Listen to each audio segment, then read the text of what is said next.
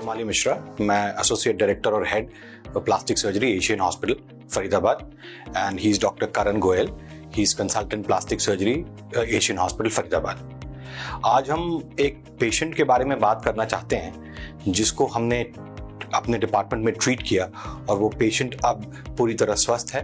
हालांकि अभी थोड़ा इलाज बाकी है लेकिन he is doing very well. ये पेशेंट हमारे पास 2 हफ्ते पहले लेट नाइट लाया गया था जब ये एक रोड ट्रैफिक एक्सीडेंट में बाइक और एक ऑटो के एक्सीडेंट में इसको चोट लगी थी। जब ये पेशेंट हमारे पास आया तो इसका right side of the face was completely damaged.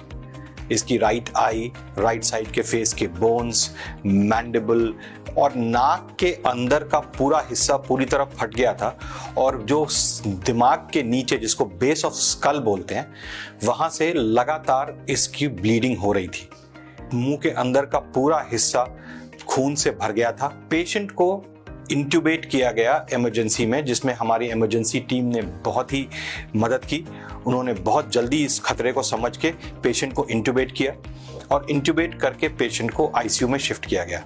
ICU team ने पेशेंट को स्टेबलाइज किया और जैसे ही पेशेंट स्टेबलाइज हुआ हमने पेशेंट को ओटी में लिया। पेशेंट की ब्लीडिंग इतनी ज़्यादा थी कि हमें उसकी सांस को ठीक रखने के लिए सांस का रास्ता गले से बनाना पड़ा। डॉक्टर पराशर की टीम जो ईएनटी के हेड हैं उन्होंने ट्रेकियोस्टमी करी और उसके बाद हमने पेशेंट की पूरी ब्लीडिंग रोकी। रात 2 बजे तक हम लगे रहे। काफ़ी कुछ करने के बाद पेशेंट को हमने वापस आईसीयू में शिफ्ट किया, लेकिन हमें इस बात की उम्मीद कम थी कि पेशेंट ठीक होगा या नहीं। पेशेंट के रिश्तेदारों को बताने के बाद फिर हमने आईसीयू टीम के साथ कोलैबोरेट किया। उन्होंने हमारी काफ़ी मदद की and then the patient stabilised. एक बार जब पेशेंट स्टेबल हो गया उसके बाद हमने फिर पेशेंट को वापस थिएटर में लिया।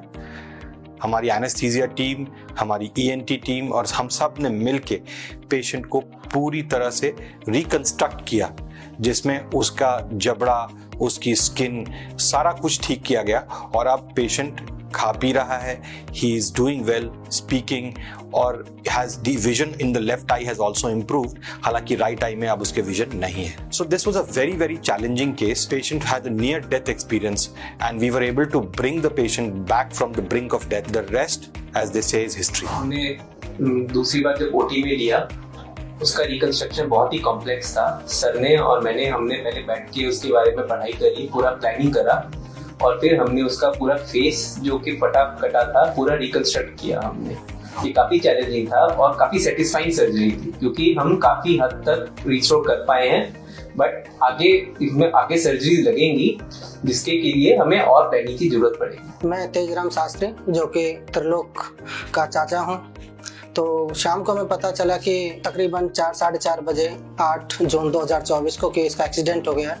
तो जब हम वहाँ पहुँचे तो वहाँ से एम्बुलेंस हमारे भतीजे को ले जा चुकी थी। तो हमें पता चला कि वो जो एम्बुलेंस है वो पूछ रही थी कि हमसे कि हमें कहाँ ले जाना है। तो हमारे दिमाग में केवल एक ही हॉस्पिटल आया, एशियन, क्योंकि ये नामी तो है ही है, साथ के साथ यहाँ पे डॉक्टरों की जो फैसिलिटी है वो बहुत अच्छी है।